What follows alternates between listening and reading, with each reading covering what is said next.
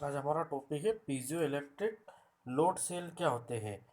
Piezo electric मतलब होता है पीजो पीएजो मतलब होता है प्रेशर, और इलेक्ट्रिक मतलब इलेक्ट्रिकल मतलब कि ऐसा ट्रांसड्यूसर जो प्रेशर को इलेक्ट्रिक सिग्नल में कन्वर्ट कर दे। प्रेशर मतलब दबाव या दाब। जो इसमें क्या होता है पीजो इलेक्ट्रिक जो आपका ट्रांसड्यूसर रहता है इसमें ऊपर से फोर्स लगता है और ये इलेक्ट्रिसिटी में इस कन्वर्ट होता है इसमें, है ना। और ये अपन आउटपुट में जो इलेक्ट्रोड है इन पे अपन ये प्लस माइनस वोल्टेज क्रिएट होता है और हम आउटपुट में इलेक्ट्रिक सिग्नल या वोल्टेज प्राप्त कर लेते हैं। पीजो इलेक्ट्रिक सेल आपका क्या रहता है, प्रेशर नापने के काम आता है यार। एक प्रकार इसको सेल क्यों बोल रहा है, क्योंकि इसमें इलेक्ट्रिसिटी क्रिएट हो रही है ना। ये क्या करता है, प्रेशर को इलेक्ट्रिक एनर्जी में कन्वर्ट करता है। इसमें होता क्या है, पीजो इलेक्ट्रिक एक आपके मटेरियल आता है, क्रिस्टल आते हैं पीजो इलेक्ट्रिक, है ना। क्वार्ट्ज है या आप सिंथे ये नहीं, क्वार्ट्ज एक मटेरियल आता है है ना। और भी कई प्रकार के मटेरियल आते हैं। तो जिस पर अपन जब फोर्स अप्लाई करते हैं तो इसमें जो आपका रहता है इसमें प्लस माइनस क्रिएट होता है, यानी कि पोटेंशियल डिफरेंस क्रिएट होता है और आपको वोल्टेज या इलेक्ट्रिसिटी क्रिएट होती है जिसमें जिसके कारण ये इलेक्ट्रिक सिग्नल में परिवर्तित कर देता है ना। फिर उसमें क्या रहता है, वी को हम माप लेते हैं जिससे कि हमें पता चल जाता है कि जो हमारा पीजो इलेक्ट्रिक डिफॉर्मेशन हुआ है, यानी कि जैसे कोई भी चीज़ को हम किसी भी मटेरियल को डिफॉर्मेशन मतलब उसमें उसके आकार में परिवर्तन आना।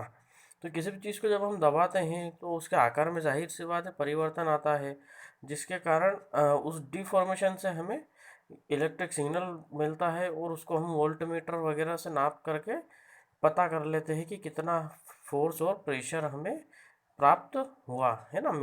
पीजो इलेक्ट्रिक इफेक्ट होता क्या है, पीजो इलेक्ट्रिक क्रिस्टल क्वार्ट्ज या आपका लिथियम सल्फेट, है ना, या लिथियम सल्फाइड रहता है आपका जो मटेरियल। क्वार्ट्ज आपका कुदरती मटेरियल है और लिथियम सल्फाइड आप अपन बनाते हैं ना केमिकल लैब में केमिस्ट्री के माध्यम से।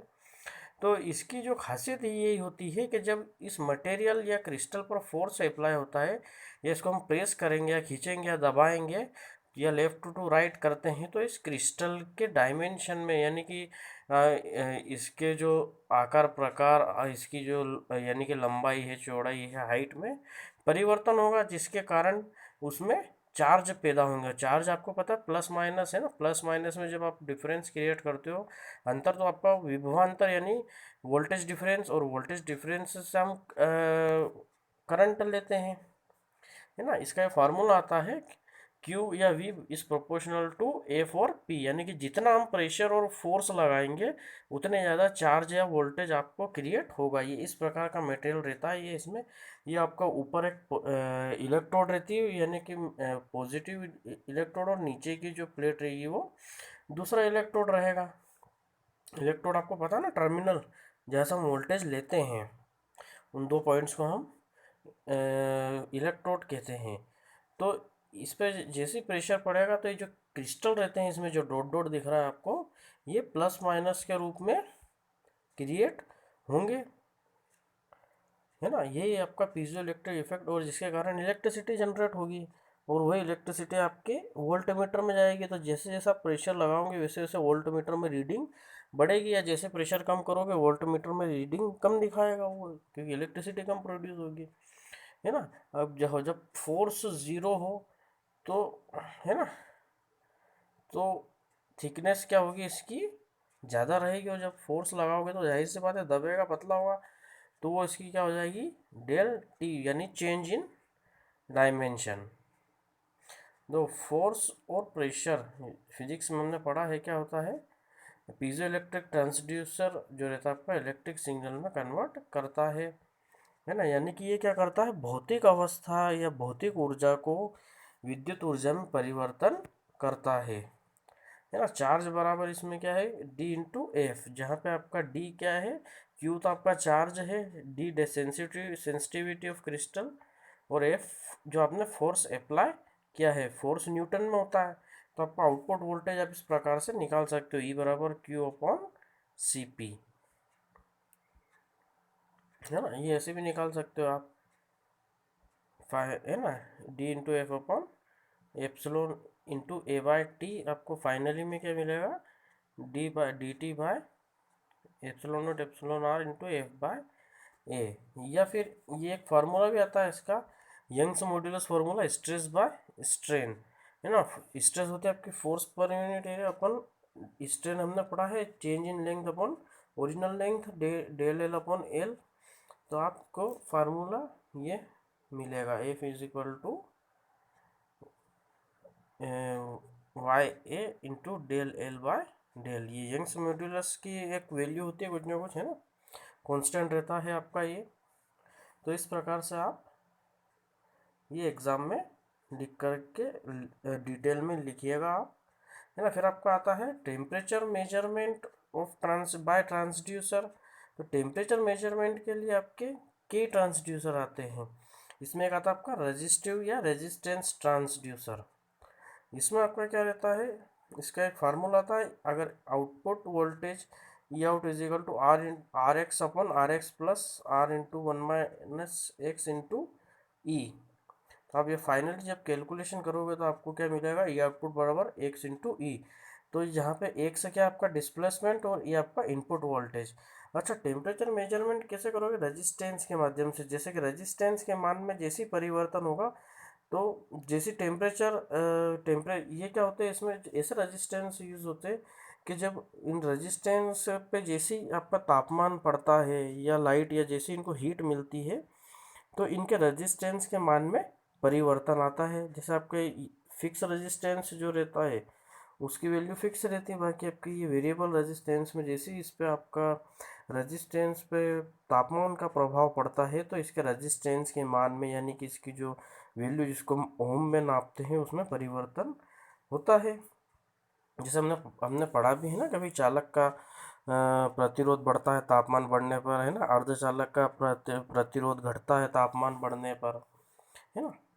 तो ये आपका इस प्रकार से ये यूज़ होता है ना। ये वो पोटेंशियोमीटर में जैसे बताया हमने, ये आपका क्या रहता है, ये आपका वोल्ट मीटर लगा रहता है यहाँ पर, है ना।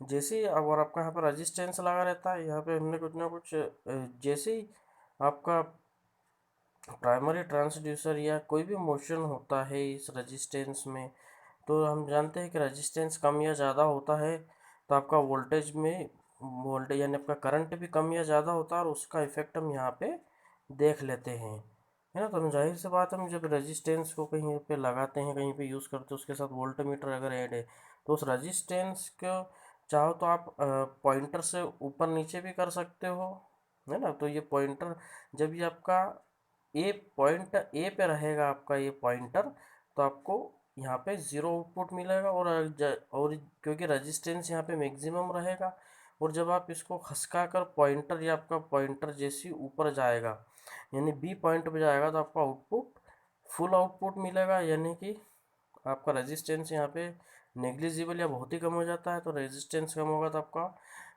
करंट ज़्यादा हो जाएगा, है ना। इस माध्यम से हम इसमें मेजरमेंट कर सकते हैं, है ना।